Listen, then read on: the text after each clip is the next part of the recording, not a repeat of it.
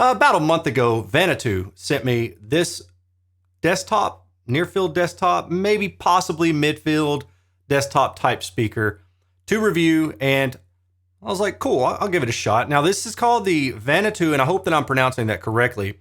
Vanatoo Transparent Zero Plus. And so this supersedes the previous Zero model. And the retail price on it for the pair is about $450. Now, as you can see, this is relatively small, and it's got a little dome tweeter at the top, then a 4-inch mid-range mid-woofer at the bottom, and then a passive radiator underneath or at the top, depending on how you position it. And what do I mean when I say that? Well, if you use these on a desktop where you're going to be sitting certainly above the speaker, then you can see that this would be the flat part of it. So therefore it's angled upward more toward your ear. But if you want to place them on some stands or maybe something that is a little bit more closer to ear height, then you flip it over, and then it's got this little brace to hold it in place, and it puts it, parallel with a wall, I guess, the wall behind it, so to speak. So in that regard, it has some good configurability for placement. And if you wanted to, I wouldn't advise this, but if you wanted to, theoretically, you could lay it over on its side. Now, small form factor is a big deal in computer audio, near field listening for desktop setups. And there's plenty of small form factor speakers. Just because a speaker exists doesn't mean that it's good. And really what I'm getting to is that this speaker sounds extremely good, and I think that it's the best sounding speaker in its size class, but that comes with a price tag of about $450. There's a lot of other little powered speakers that cost $99, $150, or like the FIO, I think $299 or $399 a pair. And those speakers are overpriced for sure, but when you're on a strict budget, how much is it worth it to expand out and buy something like this? Is the performance really there? I say yes, but I'm going to show you why, and we're going to discuss those reasons why in this review. While I show you some video of the product, I'll just kind of hit some highlights. This does have a 4-inch aluminum cone woofer, a 4-inch long throw passive radiator, and a 1-inch soft dome tweeter.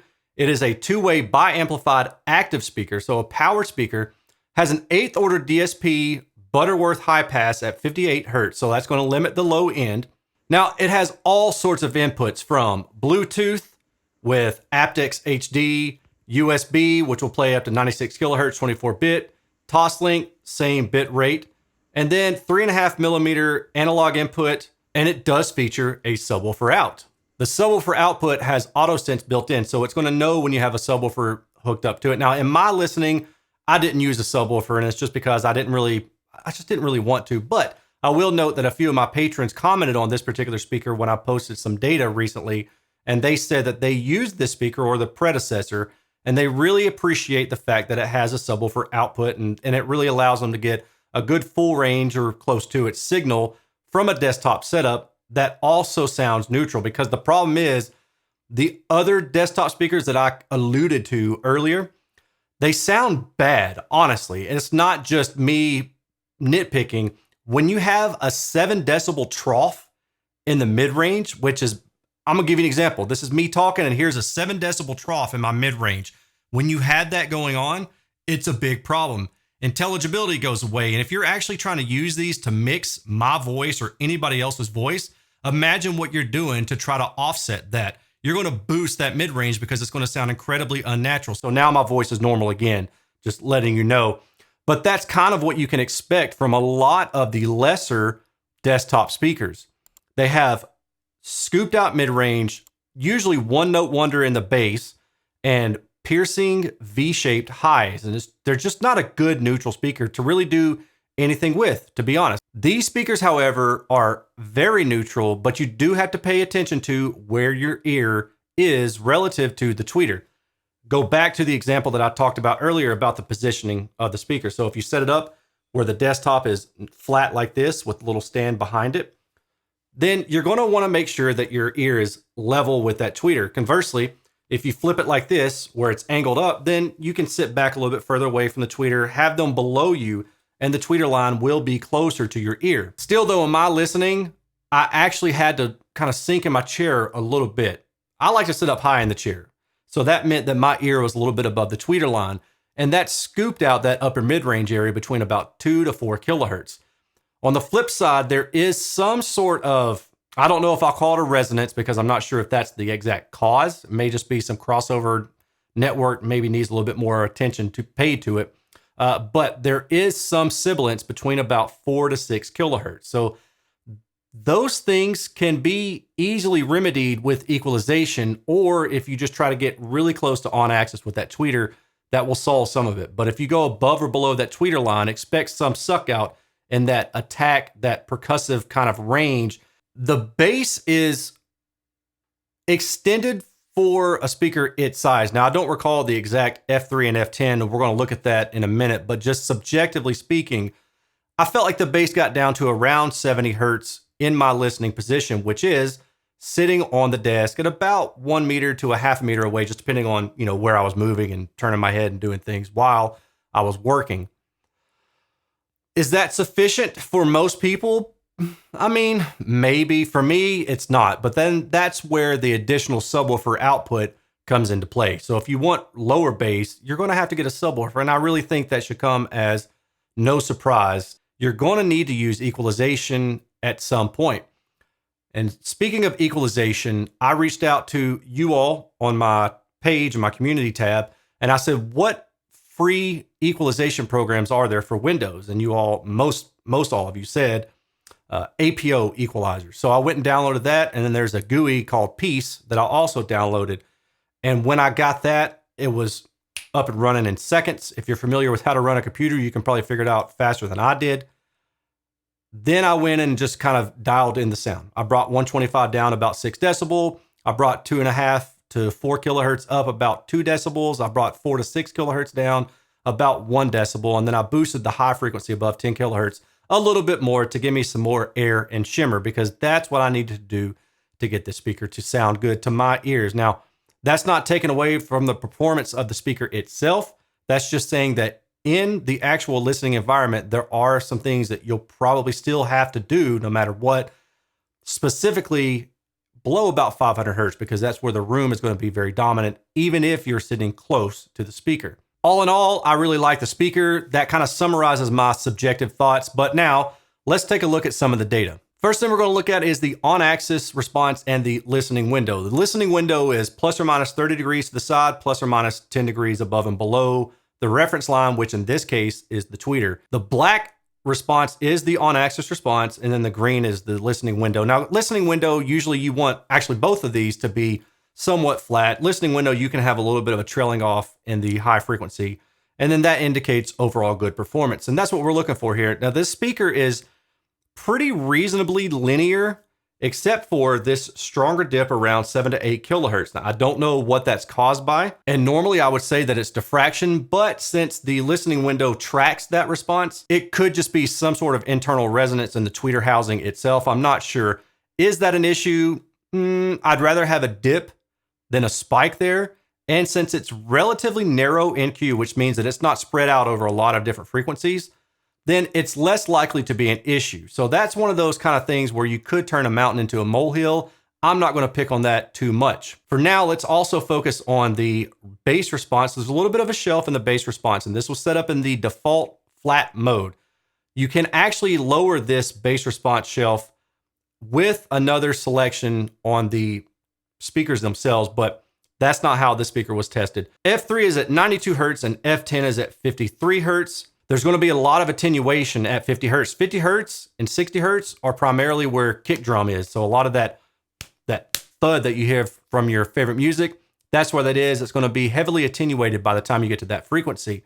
And overall in room, as I said, you're expecting probably about 70 hertz of good bass output. Below that, though, it's going to be falling off pretty rapidly. So if you want low bass extension or even mid bass extension in a 50 hertz with authority, then you're going to need a separate subwoofer. This is the CEA 2034 data set, which gives us a good idea of the overall characteristics and performance of this particular speaker. The main thing that I really want to pay attention to is this blue dash line down here, which is a summation of the early reflections and the initial direct response. And when you look at these and you roll it up into this blue line, it kind of gives you an idea of, can I equalize a speaker with success? Anywhere that this blue line is linear or within reason linear, then that means that you can equalize it. So right up to about 2.5 kilohertz, you should be fine to equalize a speaker. So if you want to go in and adjust something, like let's say when you put it at your seat, how does the mid-range sound? Is it kind of got a suck out, or is it a little bit bloated? Well, you can go and tailor that in with equalization however you wish.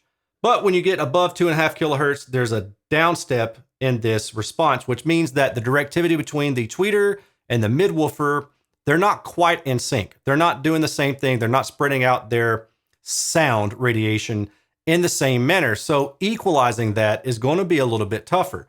But once you get above that, it kind of smooths out, and then it increases above about 8 kilohertz. Now, all these areas can be reasonably EQ'd, again, other than this particular area between about 2 to 4 kilohertz. That is really driven by the tweeter positioning. So if I were to take away the vertical aiming aspect of this particular speaker and just looked at the horizontal radiation, then we could go back to this graphic and we could say, okay, well, the directivity in the horizontal looks pretty smooth. So it's not really an issue. And I know then that it's just due to the offset between the tweeter and the mid-woofer below it. This is the estimated in-room response. And I really want to note that this is more useful for far field listening, because when you are right up on a speaker, you know, maybe like right here, half a meter away or even a meter away relative to the reflecting walls around you. So in this particular case, there's pretty much no reflection. And the further I get away, the more reflection there is going to arrive at my ear, and it's going to be not as much swamped out by the direct sound. So in this case, it's all direct sound. This is all I'm hearing. Any reflection that's getting back to my ear is so low in level relative to the direct sound that there might as well not be any reflections. But the further this speaker gets away from me, the more I hear those reflections. And that's what this graphic is intending to show you. It's showing you, all right, in a room, what do you expect the tonality to be in? And this is kind of the shape of the tonality. So if I draw in a couple little points here and kind of give you an idea of how I heard the speaker at about 1 meter away, well, that 2 to 4 kilohertz area, or actually, I guess it's about 1 to 3 kilohertz area, the attack clarity, some of the dialogue, intelligibility, some of those things suffer just a tad. It's not a lot, but it's a little bit, and it's somewhat noticeable. And then the slightly sibilant area, again, it's about 4 to 6 kilohertz in this graphic or so. Now, I did hear that. Now, what I've shown you here is the actual measurement in the seated position. And if you were to take the time to do some comparison between this and the estimated in-room response, you would see that the attributes that the estimation is showing you are there in the actual in-room measurements, at least to some degree.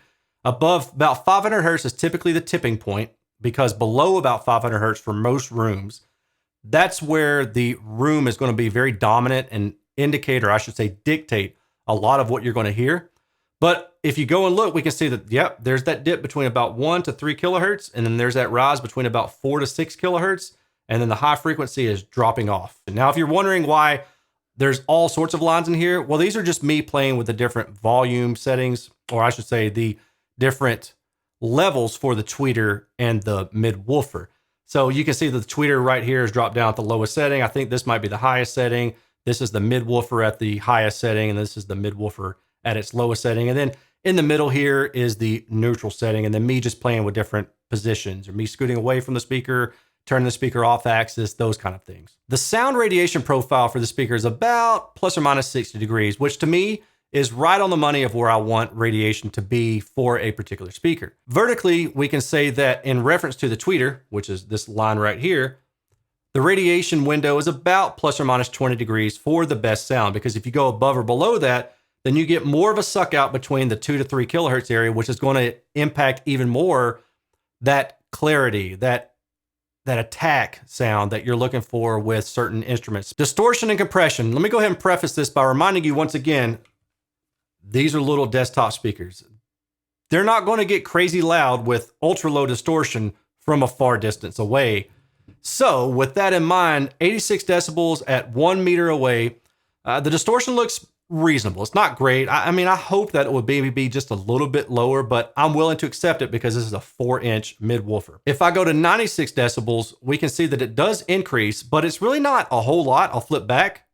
and then I'll go back again. So the reason that the distortion doesn't increase a whole lot like I might see with some other speakers is because this speaker came shipped with the limiter enabled. And the limiter just means that it's not going to allow the speaker to play above a certain level, or it's going to kind of cut off the low end so it protects the woofers from overexerting and then you possibly blowing the speaker.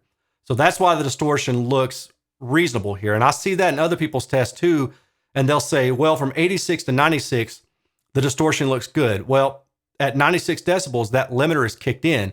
That's why the distortion looks good. So how do we know that for sure though, right? Without doing compression limiting testing, how do we know? So that's why I do compression limiting testing. And that's what we see here. Ideally, this red, blue, and purple line are all flat. That means that as you increase the volume from 76 decibels to 102 decibels, there's no loss in output. The response stays the exact same. It just increases in output volume.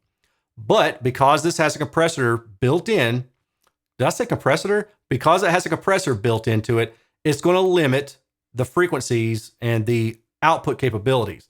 So for example, you can see that at about 86 decibels at 1 meter, there's not a lot of change. There is increase in distortion. At 96 decibels at 1 meter, however, there's a lot of compression. I mean, you're losing mid-range frequencies a lot. And then at 102 decibels at 1 meter, you basically have no speaker. I mean, it's basically saying the only thing that's not changed at this point is the upper frequencies, and they've still changed as well. Don't expect to play these speakers at ear bleeding levels. If you're listening to these on a desktop, you're about a meter away at most, you're gonna be fine. They have no problem doing 90 decibels at a meter away for the pair. I mean, no problem at all. And in fact, I got them to about 100 decibels before I felt like, okay, there's actual audible distortion here. So then I backed it back down. Let's talk about distortion for multitone. So the harmonic distortion test is just one tone at a time swept throughout its passband. But what happens when you try to play real music? If you try to play this thing 20 hertz to 20 kilohertz, this is what you can expect. So at the highest output volume, which in this test is 96 decibels in green, the multitone distortion indicates that there's going to be a lot of graininess to the vocals and it's going to be high in distortion. You're not going to like it. But the next step down in this gray right here is about 88 decibels or so, and that's below 3%, and I think that's reasonable. So again, as long as you're not expecting crazy output, this speaker does well. And I think a lot of that really just kind of goes without saying, but it's nice to have the data when you do comparisons to other speakers, especially ones of its similar size. And that wraps up my review of the Vanatoo Transparent Zero Plus speaker. Again, I want to note that I received these from Vanatoo, but they actually sent them back, or I should say they sent them to me with a return label ready to go, which I love when manufacturers do that because sometimes I have to bug manufacturers to send me a label or to get these picked up. You know, like I don't get to keep it, but they also sit around for 3 or 4 months and it's like, gosh, they're taking up room now. So I appreciate Vanatoo for sending those out to me with the return label intact. If you're interested in buying the speaker, I think the only place I know of currently is Amazon, or you can buy them direct through Vanatoo. If you choose to buy them, please consider using my affiliate link in the description below. That's not me shilling. You've seen the data. I've told you straight up what I think about the speakers, the good, bad, and the ugly, which luckily in this particular case, there's really not a lot of ugly. I just wish that, in an ideal world, they go down to 20 hertz. That's my only real complaint. And it's a stupid complaint for a small speaker like that. So I shouldn't even say anything, right? I mean, realistically. If you'd like to support me in other ways, you can do so at patreon.com/Erin's Audio Corner. And I appreciate you all watching. I hope you learned something, and I will see you all in the next one. Take care. Peace.